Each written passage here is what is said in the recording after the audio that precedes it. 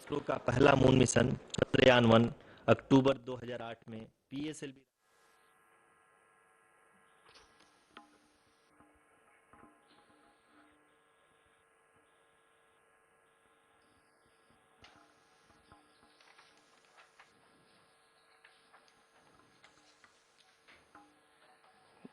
धन्यवाद आरुषि। अगर मैं सही मायने में कहूं तो अंतरिक्ष का कोई भी मिशन हो और चाहे किसी भी देश के द्वारा संचालित किया जा रहा हो, इसरो मिशन की निश्चितता और अनिश्चितता के बीच बहुत ही महीन अंतर होता है, जिससे कि एक मिशन सफल या असफल होता है। लेकिन ना हम थके ना हम हारे। हमने पिछली कमियों को सुधारते हुए आज पूरी तरह से आश्वस्त किया है कि लैंडर मॉड्यूल निश्चित तौर पे चंद्रमा के सतह पर सेफ और सॉफ्ट लैंडिंग करेगा।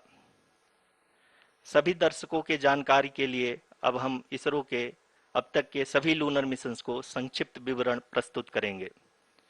जी हाँ, इसरो का पहला मून मिशन चंद्रयान 1 अक्टूबर 2008 में पीएसएलवी रॉकेट के द्वारा सफलतापूर्वक प्रक्षेपित किया गया था। चंद्रयान 1 ने चंद्रमा के सतह पर पानी की खोज करके पहले ही इतिहास रच चुका है। यही कारण है कि आजकल विश्व के तमाम अंतरिक्ष वैज्ञानिक और स्पेस एजेंसियां चंद्रमा को और करीब से जानने के लिए उत्सुक दिख रही हैं। अगर हम बात करें चंद्रयान 2 की, जो इसरो का दूसरा मिशन है, जुलाई 2019 में इसरो के सबसे ताकतवर रॉकेट LVM-3 द्वारा सफलतापूर्वक प्रक्षेपित किया गया था और आज भी लगभग 4 साल बाद यह चंद्रमा के 100 किलोमीटर के सर्कुलर ऑर्बिट में घूमते हुए बहुत ही उत्तम क्वालिटी का डेटा प्रदान कर रहा है। मिशन के प्रारंभ में इसकी आयु 1 साल निर्धारित की गई थी, परंतु LVM-3 द्वारा बहुत ही सटीक इंजेक्शन और मिशन मैनेजमेंट की वजह से चंद्रयान 2 काफी लंबे समय तक कार्यरत रहेगा। अब तक चंद्रयान 2 चंद्रमा के लगभग सभी भागों का चित्र ले चुका है। इसका एक बहुत ही महत्वपूर्ण पेलोड OHRC यानी कि ऑर्बिटर हाई रेजोल्यूशन कैमरा विश्व का सबसे बेहतरीन कैमरा है, जो कि चंद्रमा की सतह का लगातार पिक्चर भेज रहा है। अब मैं आरुषि जी से निवेदन करूंगा कि वो आप लोगों को इसरो के वर्तमान मिशन चंद्रयान 3 के बारे में बताएं। अभी आपने मिश्रा जी के द्वारा सुना इसरो के अब तक के लूनार मिशंस का विवरण। अब चलते हैं towards Chandrayaan-3, the follow-up mission of Chandrayaan-2, which has been designed to accomplish our mission goals. The primary objective of Chandrayaan-3 mission is the demonstration of safe and soft landing on the lunar surface. This demonstration is a critical aspect for ISRO's future interplanetary missions. In addition to this, the mission objectives also include demonstration of roving capability and conduction of in situ scientific experiments on Moon's surface.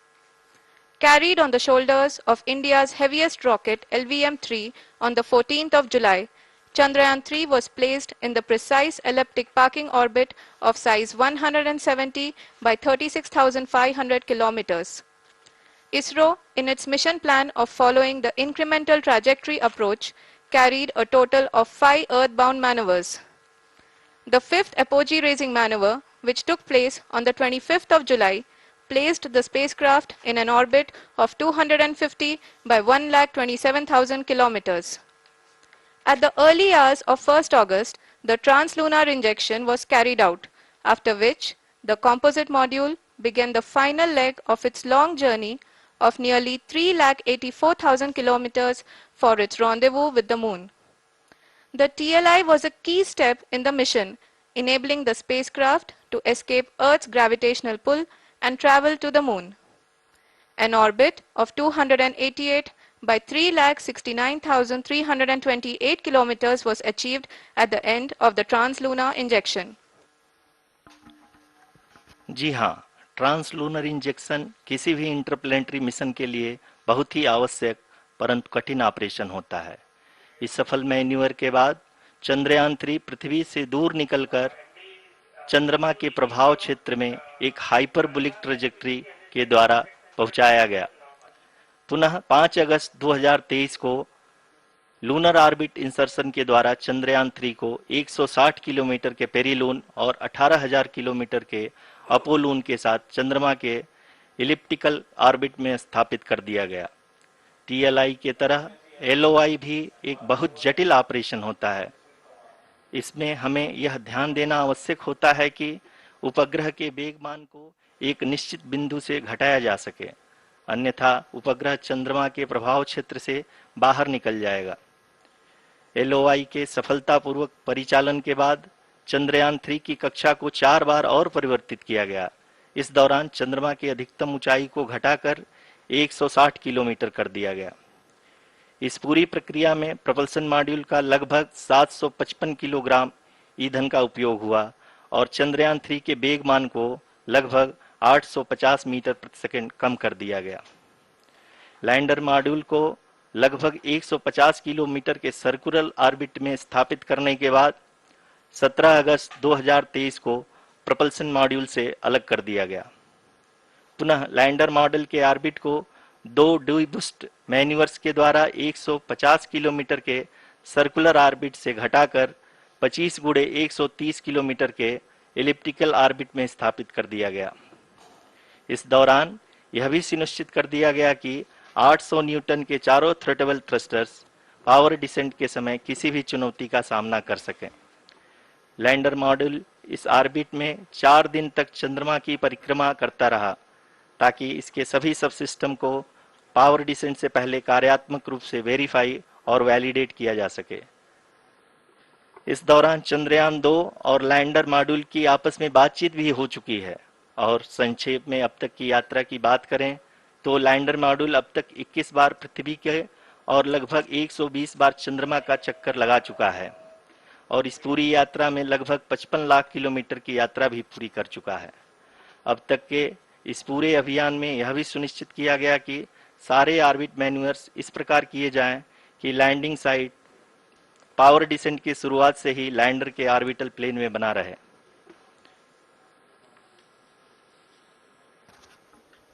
Make it further that is true indeed. We have arrived at the crucial juncture wherein the orbit plane contains the desired landing site at the start of powered descent. We are also happy to announce that live images from the Chandrayaan 3 lander imager camera is being received continuously. The demonstration of soft landing on the moon's surface is no ordinary feat due to the innumerable challenges and complexities involved. The lander velocity has to be killed from nearly 6,048 kilometers per hour without any aid from the thin and tenuous moon's atmosphere. The lunar dust at the time of landing and the craters and boulders scattered over the moon's surface make it further complicated to achieve this. The new and improved Chandrayaan 3 design has been built after envisaging all the scenarios which the lander module can encounter. With several software improvements, provision for full-level redundancies, a plethora of special tests, namely the integrated hot test, integrated cold test, and lander leg drop tests were carried out for the lander module. The success of these tests has provided great confidence in the performance of all the onboard sensors, propulsion system, and associated guidance, control, and navigation algorithms. The key findings during the tests have enabled to improve the overall system performance. The largely unexplored south pole of the moon has been chosen as the intended landing site since there is a possibility of finding ice and other minerals which would be vital resources for future explorers. Apart from continuing investigations pioneered by Chandrayaan 1 and Chandrayaan 2, the Chandrayaan 3 mission will also provide invaluable data to the science community around the world. Let us give our viewers a glimpse on the configuration of Chandrayaan 3 mission.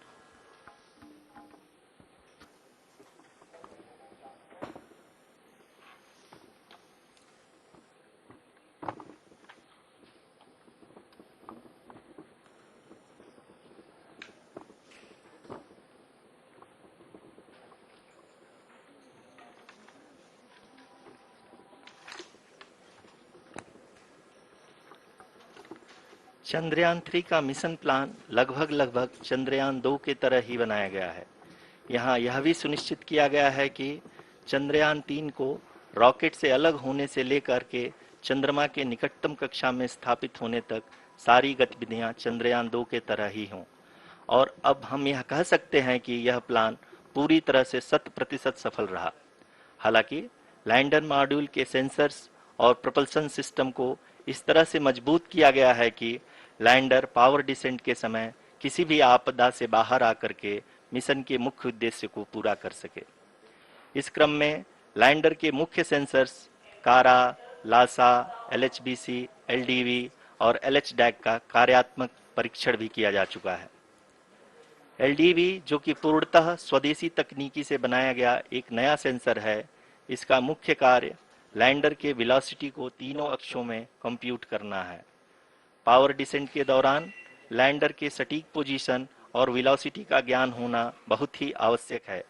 LIRAP यानी laser inertial referencing and accelerometer package इस कार्य को power descent के दौरान बखूबी निभाएगा।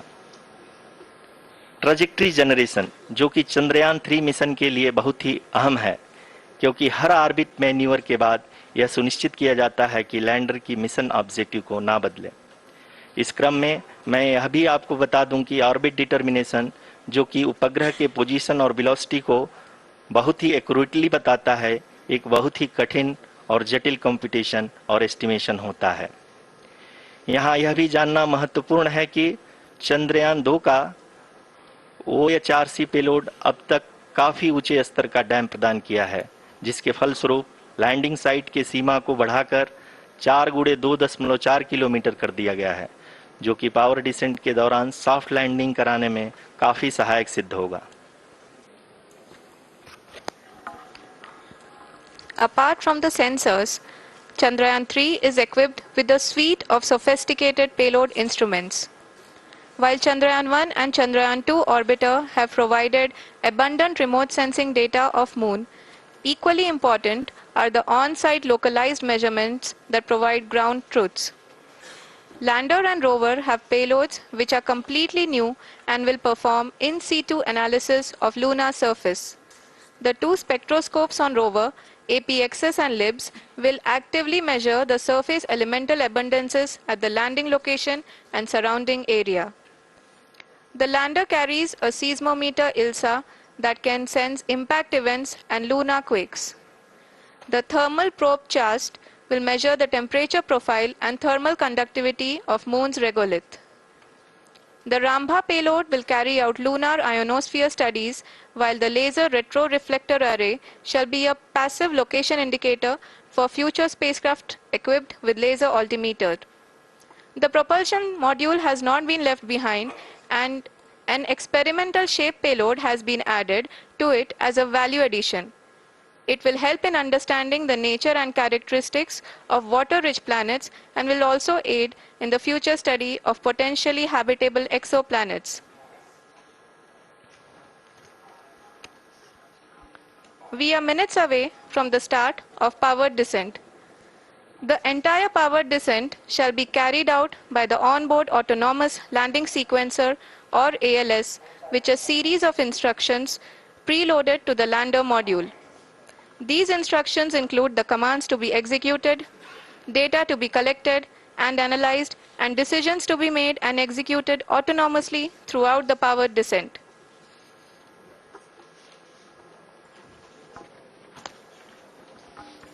जी हाँ, अब हम पावर डिसेंट के बहुत ही करीब आ चुके हैं। हम आपको बताते चलें कि पावर डिसेंट को कुल 4 चरणों में बांटा गया है।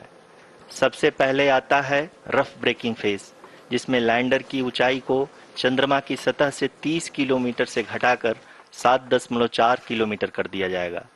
इस पूरी प्रक्रिया को पूरा करने में लगभग 11.5 मिनट लगेगा और इसका समानांतर वेग 1680 मीटर प्रति सेकंड से घटाकर 358 मीटर प्रति सेकंड हो जाएगा। We have continuous flow of lander telemetry data from ISRO's Deep Space Network IDSN-32 located in Belalu, Bengaluru. The data is being acquired real-time by station and is flown to the Mission Operation Complex through our communication links. In addition to it, we also have support from ESA and JPL DSN stations. There will be no ground intervention once the ALS takes charge. The preparation for today's event had started 48 hours before, wherein various pre-selections and uplinking of parameters for the autonomous landing sequence were carried out. The whole descent is divided into 4 phases: the rough braking phase, the attitude hold phase, fine braking phase, and the local navigation phase or the terminal descent phase.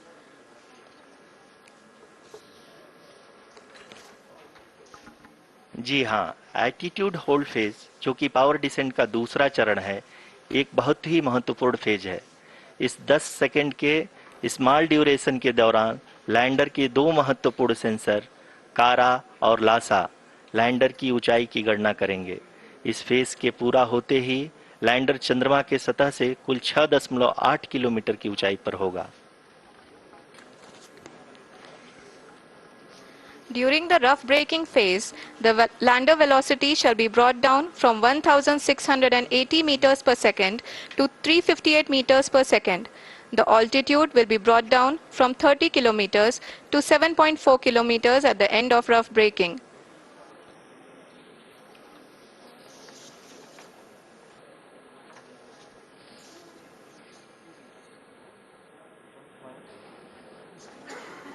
Currently, we can see the scientists are analyzing the lander data.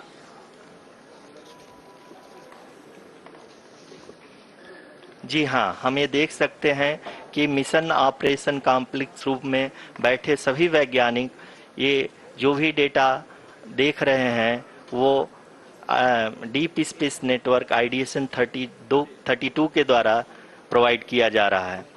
और अगर हम अब बात करें power descent के तीसरे चरण का, जो कि फाइन ब्रेकिंग फेज होगा, जिसमें लैंडर लैंडिंग साइट से जस्ट 800 मीटर की ऊंचाई पर वर्टिकली होगा।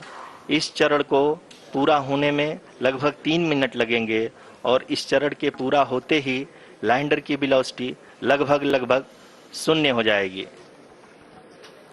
The scientists here at his track are glued to their systems, analyzing all sorts of complex data. We are very close to the power descent, to the start of the power descent phase.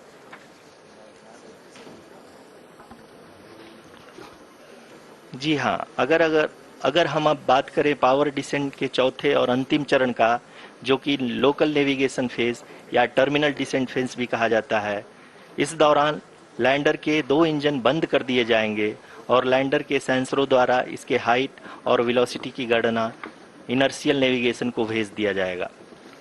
इस दौरान lander 150 metre की ऊंचाई को प्राप्त करने के बाद कुल 131 सेकंड लगाएगा। इस पड़ाव पे आने के बाद पुनः लैंडर 22 सेकंड के लिए हवरिंग करेगा।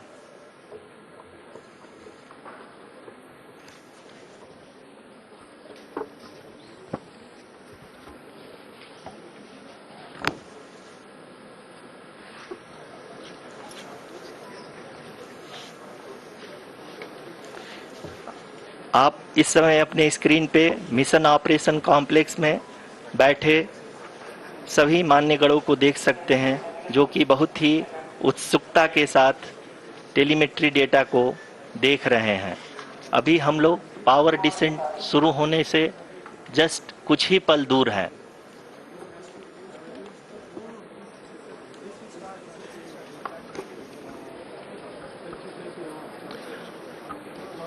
पावर डिसेंट शुरू होने में लगभग 30 सेकंड ही बचा है और हमको ये सारे data mission operation complex room में आईडीएसएन 32 के द्वारा, जो कि लगातार लैंडर के कनेक्शन में बना हुआ है, प्रदान कर रहा है।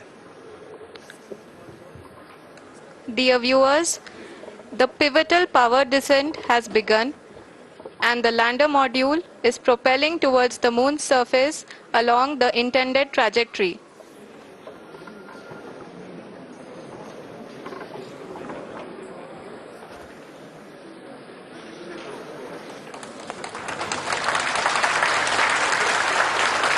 जी हाँ, अब हम देख सकते हैं रफ ब्रेकिंग फेज की शुरुआत हो चुकी है।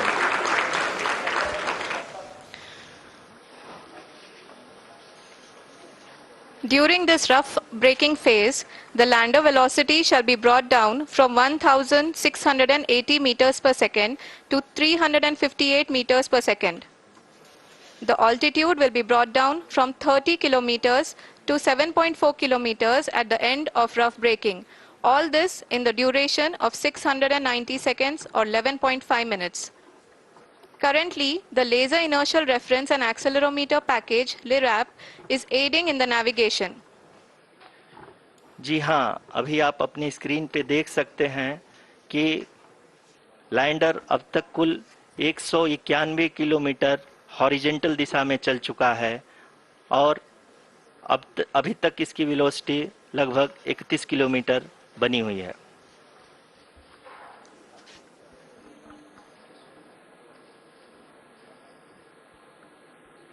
The lander module has traveled a distance of approximately 228 kilometers.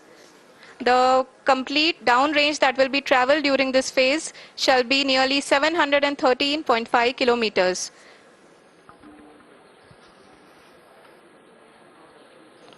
जी हाँ, कुल 745 किलोमीटर के इस रफ ब्रेकिंग फेज में आप देख सकते हैं कि हम लोग लगभग अपनी यात्रा 20% कंप्लीट कर चुके हैं।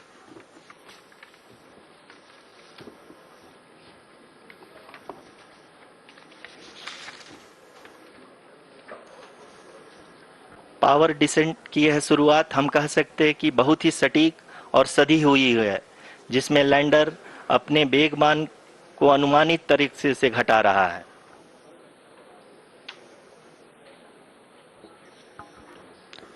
The altitude of the lander module will reduce from 7.4 kilometers to 6.8 kilometers.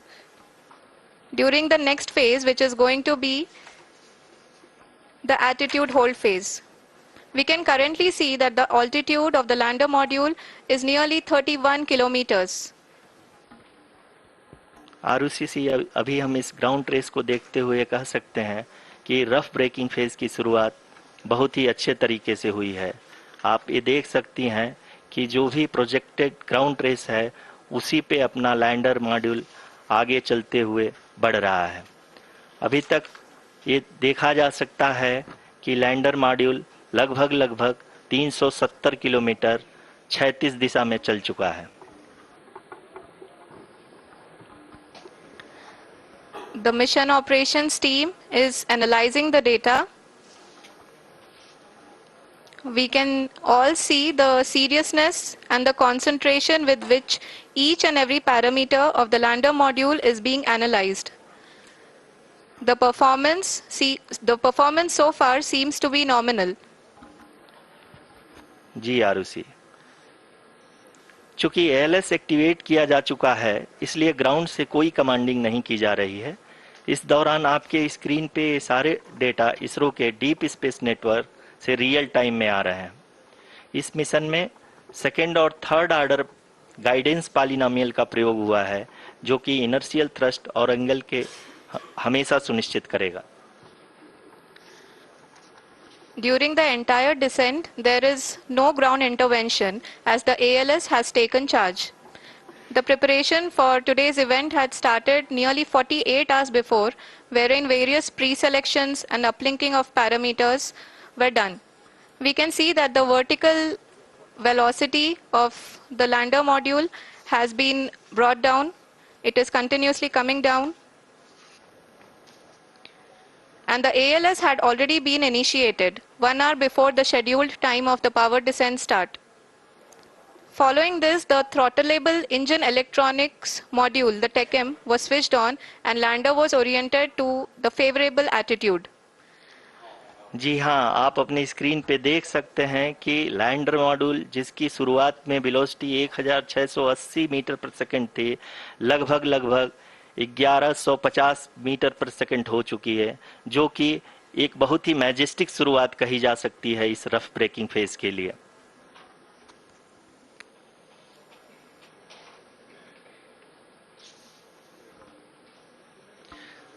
यहाँ पे मैं आपको ये भी बताते चलूं कि आप अपने स्क्रीन पे देख सकते हैं कि द लैंडर मॉड्यूल का आल्टीट्यूड धीरे धीरे अब कम होता हुआ दिख रहा है, और जो कि एक्सपेक्टेड भी है। अभी हम बात करें करंट आल्टीट्यूड की, तो जो कि 28.6 किलोमीटर के आसपास है। आप स्क्रीन पर ये भी देख सकते हैं Chandrayaan 3 lander imager display. The lander imager is continuously taking photographs of the moon's surface, and that is also being streamed here. Currently the horizontal velocity has been brought down and the distance traveled is 574 kilometers. The current altitude is 27 kilometers as can be seen on the screen. जी हाँ, करीब करीब अपने आधे सफर को पूरा करते हुए इस रफ ब्रेकिंग फेज में लैंडर बहुत ही आगे की तरफ बढ़ते हुए अपनी ऊंचाई को घटा रहा है। अगर अब बात करें तो लैंडर की ऊंचाई चंद्रमा के सतह से लगभग 27 किलोमीटर से नीचे हो चुकी है, करीब करीब 26.7 किलोमीटर के आसपास है। The next phase after the rough braking phase is the attitude hold phase, which will be for a duration of nearly 10 seconds. The lander will be oriented such that both the altimeters will be looking exactly towards the moon's surface. At the end of this attitude hold phase, height measurement update to navigation system will be given from the laser and car band altimeters. Currently, we are in the middle of the rough braking phase. जी हाँ, अगर हम ध्यान से देखें तो लगभग 8 minute की यात्रा के बाद लैंडर अपनी हॉरिजेंटल वेलोसिटी को लगातार कम करते हुए अपनी ऊंचाई, अभी की ऊंचाई के समय 24 किलोमीटर की ऊंचाई प्राप्त कर चुका है।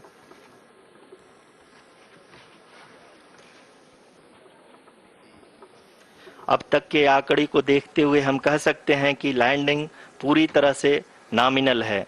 यहाँ पर हम देख सकते हैं कि हॉरिजेंटल वेलोसिटी लगातार कम होती हुई दिख रही है।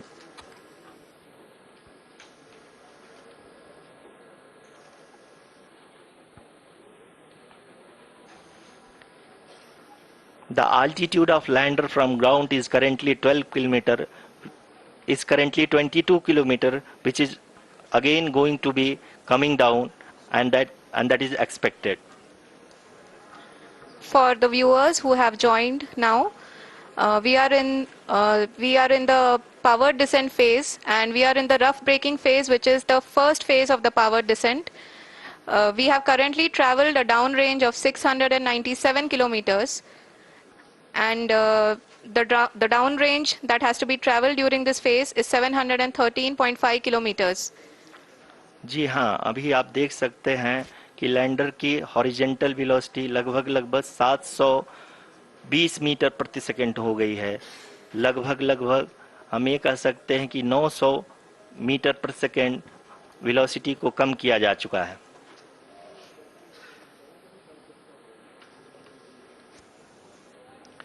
At the same time, we can see the altitude of the lander is just 17.8 kilometer from the moon surface, which is going to be around 7.4 at the end of the rough braking phase.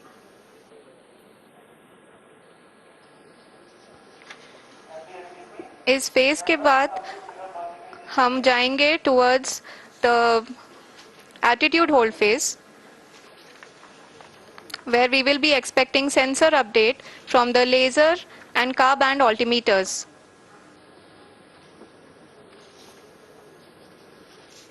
We can see the visualization of the lander module moving towards the moon's surface.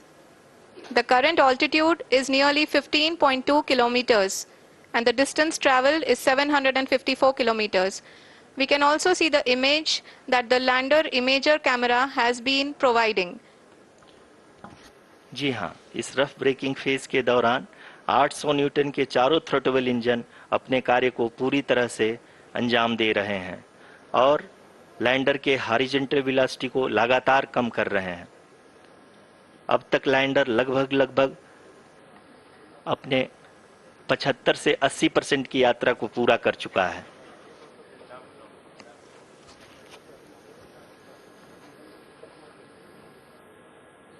After the rough braking and the attitude hold phase, we shall be having the fine braking phase, which will continue for nearly 3 minutes. The whole phase is being driven by the autonomous landing sequencer and there is no intervention from ground.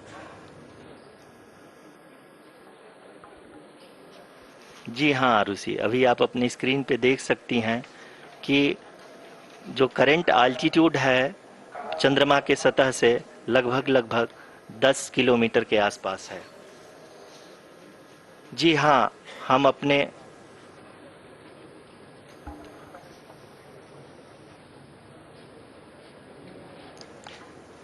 जी हाँ, हमारे प्रधानमंत्री जी श्री नरेंद्र मोदी जी हम सभी का उत्साहवर्धन करने के लिए दक्षिणी अफ्रीका के जोहानसबर्ग से जुड़ गए हैं।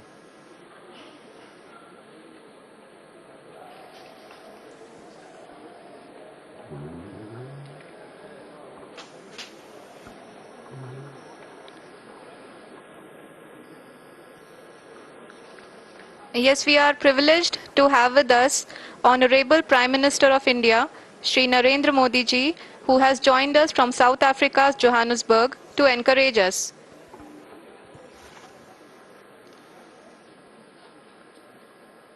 जी हाँ, आप ये देख सकते हैं एल्टीट्यूड होल्ड फेस भी बहुत ही आसानी से लैंडर फेस ने पार कर लिया है और अब फाइन ब्रेकिंग की शुरुआत हो चुकी है। अभी हम ये देख सकते हैं कि लैंडर की ऊंचाई लगभग 5.6 किलोमीटर है, जो कि इस फेज के उपरांत लगभग 800 मीटर हो जाएगी।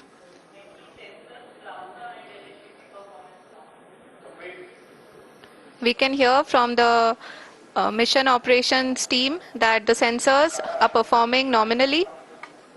And we are currently in the midst of the fine braking phase, which is going to continue for 3 minutes.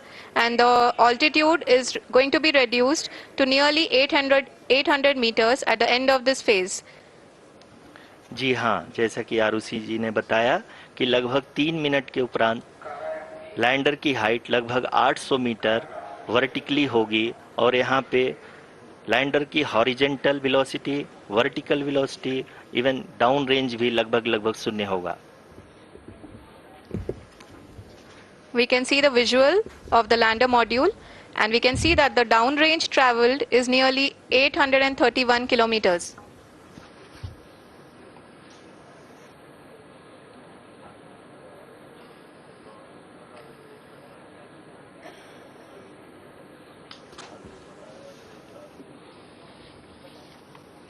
जी हाँ, आप अपनी स्क्रीन पे देख सकते हैं कि लैंडर की ऊंचाई अब चंद्रमा की सतह से लगभग 3 किलोमीटर से कम हो चुकी है। We are very close to the moon's surface, nearly 2.6 kilometers as we can see.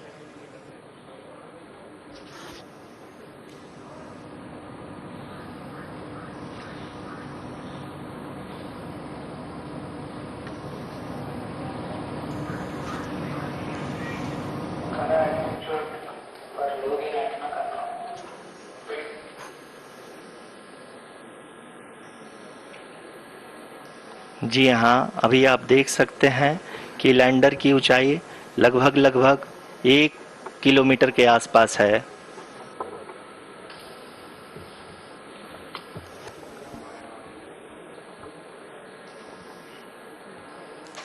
We are nearing the final phase of the power descent, which is going to be the vertical descent phase or the local navigation phase. जी हाँ, अब हम fine breaking wave के एकदम करीब आ चुके हैं। हाँ, आप तालियों के गड़गड़ाहट से सुन सकते हैं कि हम लोगों ने तीसरे चरण को भी बहुत ही सफलतापूर्वक हासिल कर लिया है और अभी हम वर्टिकल डिसेंट फेज में आ चुके हैं, जिसकी शुरुआत भी बहुत ही अच्छे ढंग से हो चुकी है।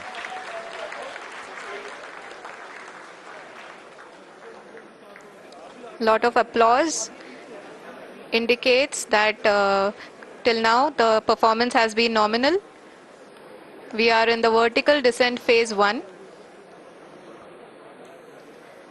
the altitude is being brought down from 800 meters and we are nearing and approaching the lunar surface. जी, आप अपने स्क्रीन पे देख सकते हैं कि लैंडर का हाइट लगातार कम होता जा रहा है। इस समय हम लैंडिंग साइट के जस्ट ऊपर हैं और इस समय इसकी ऊंचाई लगभग 600 मीटर के आसपास है। इस फेज के दौरान लगभग 150 मीटर के ऊंचाई पे पहुंचने के बाद लैंडर अगेन लगभग 20 से 22 सेकंड के लिए हॉवरिंग करेगा। We are above the landing site. The horizontal as well as the vertical velocity is now being constantly reduced. And the lander module has begun its descent towards the landing site.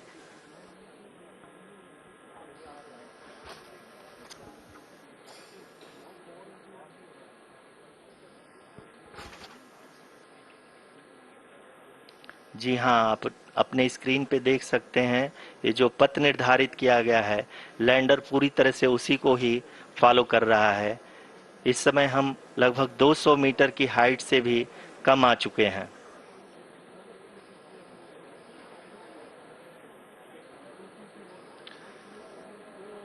अब हम ये देख सकते हैं कि हम लगभग 150 metre की ऊंचाई पे हैं चंद्रमा के सतह से।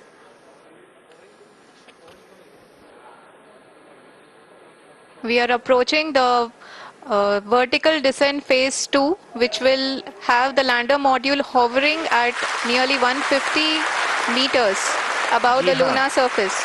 जी हाँ, आप इस तालियों के गड़गड़ाहट को सुन सकते हैं जो कि सेकेंड हाइवरिक फेज के कंप्लीट होने के बाद इन सारे वैज्ञानिकों के द्वारा की जा रही है।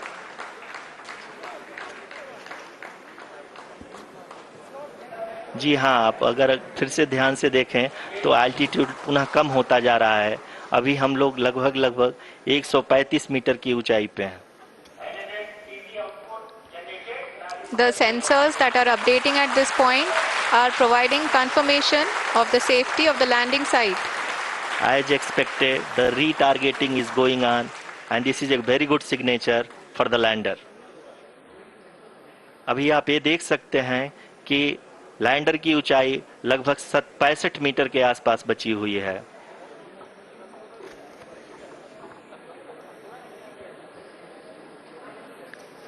Currently, only 2 engines are now being fired, and we are nearly at zero velocity, vertical and horizontal. We were hovering, and now we are approaching the moon's surface.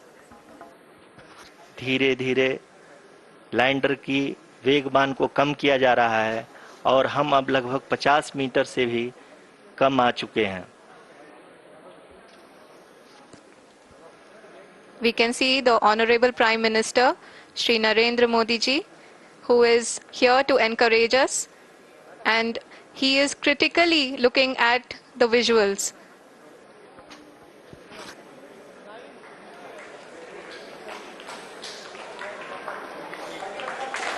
जी हाँ, आप अपने स्क्रीन पे देख सकते हैं कि हम lander module People are applauding. Let us all wait to hear from the Secretary Department of Space and Chairman ISRO, Shri S. Somnath. Lander module पूरी तरह से सेफली और सॉफ्टली चंद्रमा के सतह पे लैंड हो चुका है। ये हम लोगों के लिए बहुत ही गर्व की बात है। हिंदी में एक कहावत है कि चंदा मामा दूर के, लेकिन अब हम ये कह सकते हैं कि चंदा मामा अपने घर के। बहुत ही उम्दा. The hard work of the entire ISRO community has come to fruition.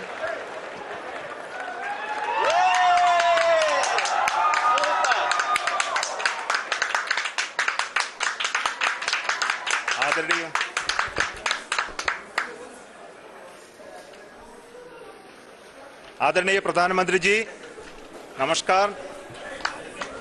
Sir, we have achieved soft landing on the moon. India is on the moon. Sir, I request I request our Honorable Prime Minister to address us and bless us. Thank you, sir.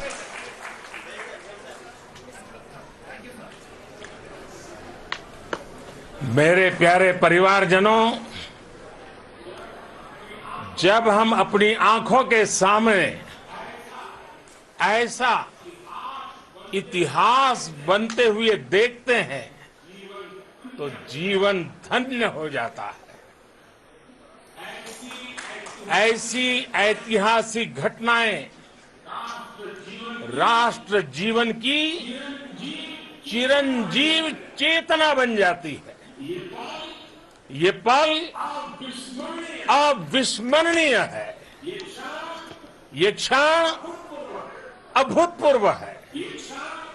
ये क्षण विकसित भारत के शंखनाद का है।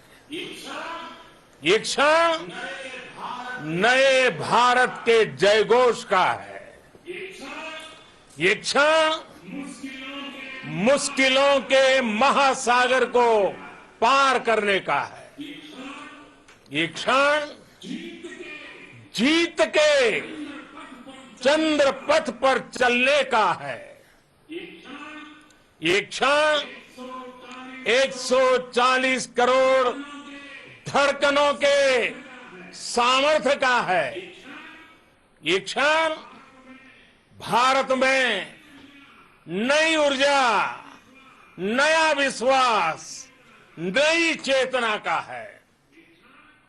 ये क्षण भारत के उदयमान भाग्य के आह्वान का है। अमृत काल की प्रथम प्रभा में सफलता की ये अमृत वर्षा हुई है। हमने धरती पर संकल्प लिया और चांद पर उसे साकार किया। और हमारे वैज्ञानिक साथियों ने भी कहा, India is now on the moon. आज हम अंतरिक्ष में नए भारत की नई उड़ान के साक्षी बने हैं। साथियों, मैं इस समय ब्रिक्स समिट में हिस्सा लेने के लिए दक्षिण अफ्रीका में हूं, लेकिन हर देशवासी की तरह मेरा मन चंद्रयान महाअभियान पर भी लगा हुआ था। नया इतिहास बनते ही हर भारतीय जश्न में डूब गया है। हर घर में उत्सव शुरू हो गया है। हृदय से मैं भी अपने देशवासियों के साथ, अपने परिवारजनों के साथ इस उमंग और उल्लास से जुड़ा हुआ हूं। मैं टीम चंद्रयान को, इसरो को और देश के सभी वैज्ञानिकों को जी जान से बहुत बहुत बधाई देता हूं, जिन्होंने इस पल के लिए वर्षों तक इतना परिश्रम किया है। उत्साह, उमंग, आनंद और भावुकता से भरे इस अद्भुत पल के लिए मैं 140 करोड़ देशवासियों को भी कोटि कोटि बधाइयां देता हूं। मेरे परिवारजनों, हमारे वैज्ञानिकों के परिश्रम और प्रतिभा से भारत चंद्रमा के उस दक्षिणी ध्रुव पर पहुंचा है, जहां आज तक दुनिया का कोई भी देश नहीं पहुंच सका। अब आज के बाद से चांद से जुड़े मिथक बदल जाएंगे, कथानक भी बदल जाएंगे और नई पीढ़ी के लिए कहावतें भी बदल जाएगी। भारत में तो हम सभी लोग धरती को मां कहते हैं और चांद को मामा बुलाते हैं। कभी कहा जाता था चंदा मामा बहुत दूर के हैं, चंदा मामा बहुत दूर के हैं। अब एक दिन वो भी आएगा जब बच्चे कहा करेंगे चंदा मामा बस एक टूर के हैं। Friends, on this joyous occasion, I would like to address all the people of the world, the people of every country and region. India's successful moon mission is not just India's alone. This is a year in which the world is witnessing India's G20 presidency. Our approach of one earth, one family, one future is resonating across the globe. This human-centric approach that we present and that we represent has been welcomed universally. Our moon mission is also based on the same human-centric approach. Therefore, this success belongs to all of humanity, and it will help moon missions by other countries in the future. I am confident that all countries in the world, including those from the global south, are capable of achieving such feats. We can all aspire for the moon and beyond. मेरे परिवारजनों, चंद्रयान महाअभियान की ये उपलब्धि भारत की उड़ान को चंद्रमा की कक्षाओं से आगे जाएगी।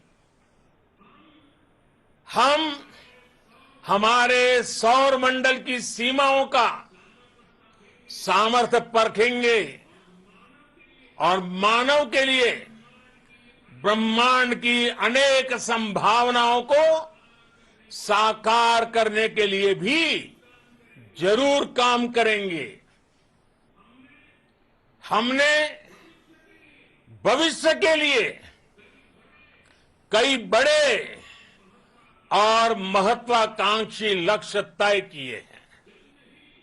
जल्द ही सूर्य के विस्तृत अध्ययन के लिए ISRO Aditya L1 mission launch करने जा रहा है। इसके बाद शुक्र भी इसरो के लक्ष्यों में से एक है। गगनयान के जरिए देश अपने पहले ह्यूमन स्पेस फ्लाइट मिशन के लिए भी पूरी तैयारी के साथ जुटा है। भारत बार बार ये साबित कर रहा है कि sky is not the limit. साथियों, साइंस और टेक्नोलॉजी देश के उज्जवल भविष्य का आधार है। इसलिए आज के इस दिन को देश हमेशा हमेशा के लिए याद रखेगा। यह दिन हम सभी को एक उज्जवल भविष्य की ओर बढ़ने के लिए प्रेरित करेगा। ये दिन हमें अपने संकल्पों की सिद्धि का रास्ता दिखाएगा। ये दिन इस बात का प्रतीक है कि हार से सबक लेकर जीत कैसे हासिल की जाती है। एक बार फिर देश के सभी वैज्ञानिकों को बहुत बहुत बधाई और भविष्य के मिशन के लिए ढेरों शुभकामनाएं। बहुत बहुत धन्यवाद।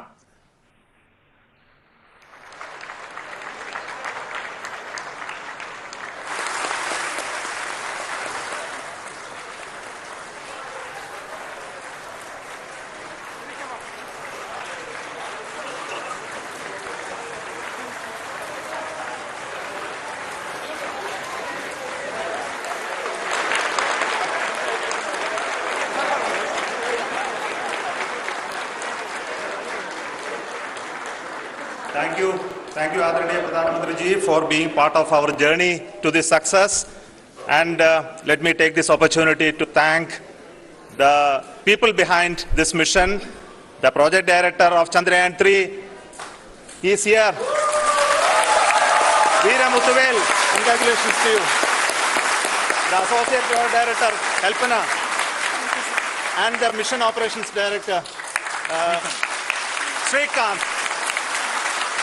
And the satellite was built at your house satellite center, Shankar and the director.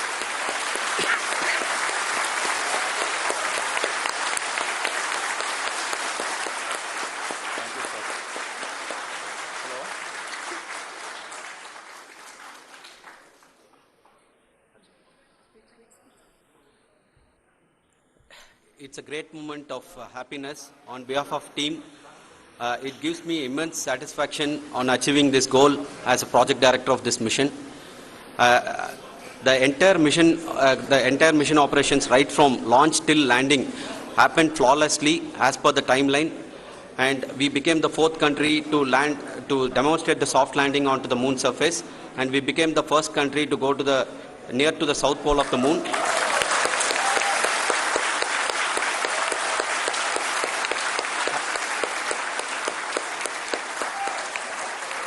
I take this opportunity to thank navigation, guidance and control team, propulsion team, sensors team and all the mainframe subsystems team who have brought success to this mission. I also take the opportunity to thank the Critical Operations Review Committee for thoroughly reviewing the mission operations right from launch till this date. The target was on spot because of the review process. I also thank the ISRO higher management, right from Chairman ISRO, Director URSC and all the center directors and higher ISRO officials. And finally, my thanks to the Chandrayaan 3 project executives spread across the ISRO centers. Thank you.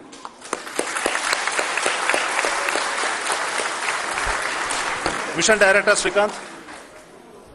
It gives me an immense pleasure to be part of Chandrayaan 3 and acting as Mission Director. I would like to thank each and every team member who has supported in carrying out all the mission operations flawlessly, and I would like to thank my senior management, Chairman ISRO, Director URSC, my senior colleagues and my team members for carrying out and supporting all the things carrying out in a proper way. Thank you very much. Associate Project Director Kalpana. Good evening to all. This will remain the most memorable and the happiest moment for all of us, for our team Chandrayaan 3. We have achieved our goal flawlessly from the day we started rebuilding our spacecraft after Chandrayaan 2 experience. It has been breathe in, breathe out Chandrayaan 3 for our team, and starting from the reconfiguration to all the special tests and the simulations we have conducted meticulously, and this has been possible only because of our immense effort from our Chandrayaan 3 team, and of course with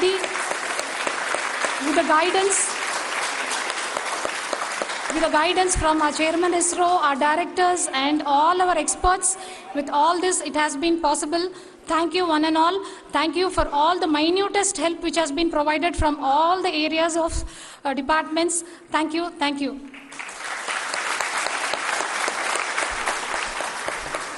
Now, Chandrayaan 3 is a result of the work done by thousands of scientists, engineers, our staff and industries and support team across ISRO and other places, other institutions. And Shankaran has been the lead of the center which integrated all of these efforts in the last so many years. So I request him to speak on behalf of all of you.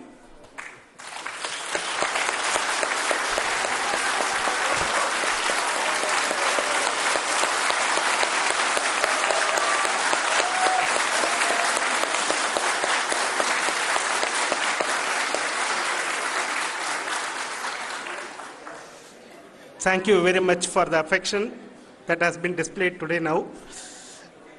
Today, we have achieved what we set out to achieve in 2019. It was delayed by about 4 years, but we have done it. When Chandrayaan 3 was launched, after the separation of the spacecraft from launch vehicle, I said, I will speak the rest of the things after the soft landing. So here I will take a couple of minutes to tell the tremendous amount of effort that has been put in by the entire project team. When I say project team, it is not just only the project director and associate project director. Of course, they are the face of the project. They have been living, sleeping, eating, breathing Chandrayaan for the last 4 years. They have been supported by such a large number of people, particularly in the navigation, guidance and control area, propulsion system.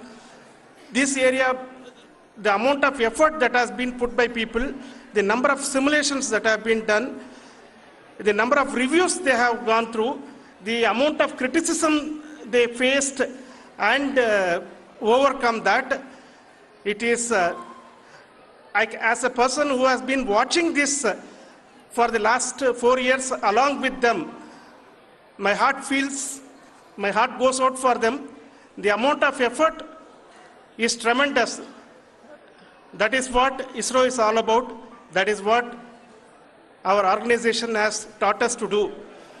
Now today, this success has put us even more higher responsibility, as the Honorable Prime Minister was telling, because we have set the bar now so high. Nothing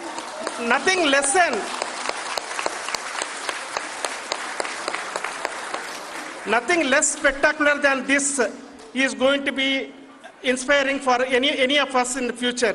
So as the Honorable Prime Minister mentioned, we will be now looking at putting the man in space, putting a spacecraft around Venus and landing a craft in Mars.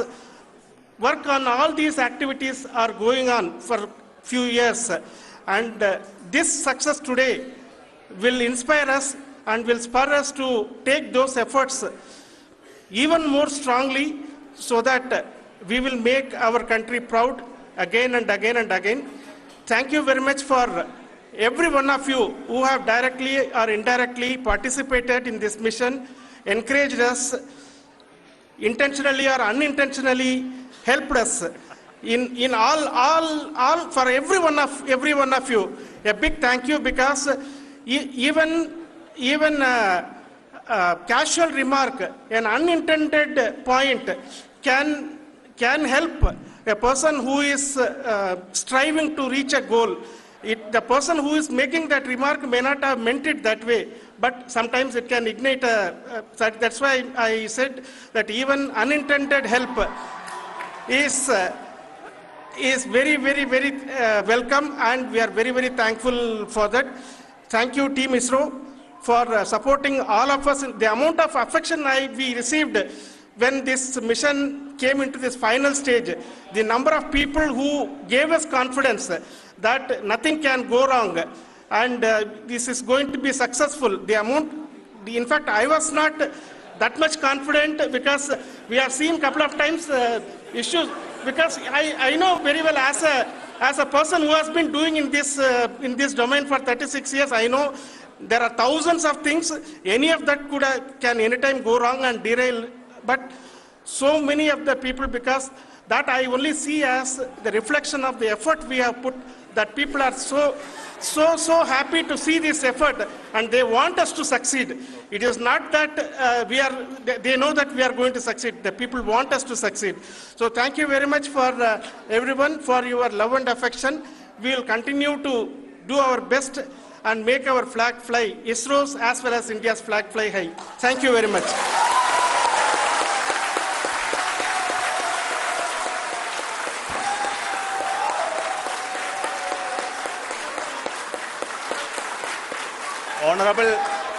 Honorable Prime Minister called me and conveyed his greetings to each one of you and your family for the wonderful work you did in ISRO.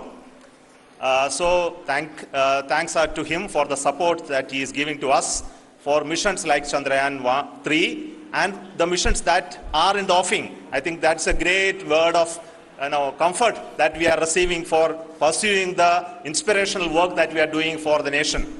I want to tell you, and I want to thank you also for each and everyone who prayed with us in the last many days, who wanted this success to happen in ISRO. I thank all those people all around the country and maybe beyond the country for their blessings and wishes and affection that he has given to each one of us for doing this work for the last so many years. I want to specifically thank some senior people who have been standing with us, especially the name of Kiran Kumar sir and Mr. Kamalakar, Sri Koteshwar Rao. They have been helping so much.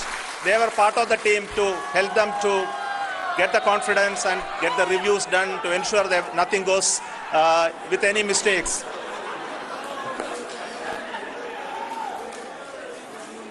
And of course, this is not the work of us alone. This is a work of a generation of ISRO leadership and ISRO scientists. And this is a journey we started in Chandrayaan 1, continued in Chandrayaan 2, and Chandrayaan 2 craft is still working and doing a lot of communication work with us. And all the team that contributed to building Chandrayaan 1 and Chandrayaan 2 should be remembered and thanked while we celebrate Chandrayaan 3. And this is an incremental progress and definitely a great, huge one it is. And thank you so much for all the support and work that you have done. Thank you.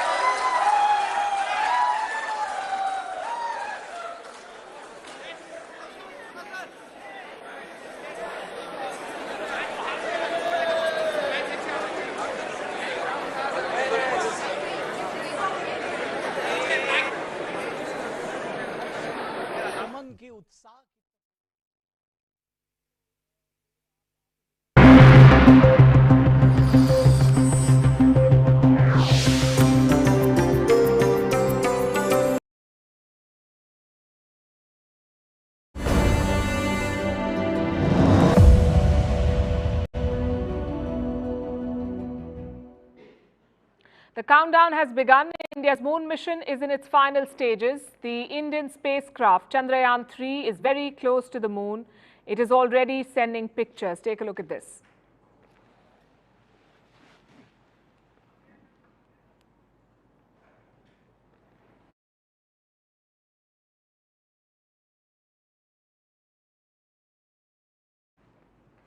Well, so far it is looking good. India's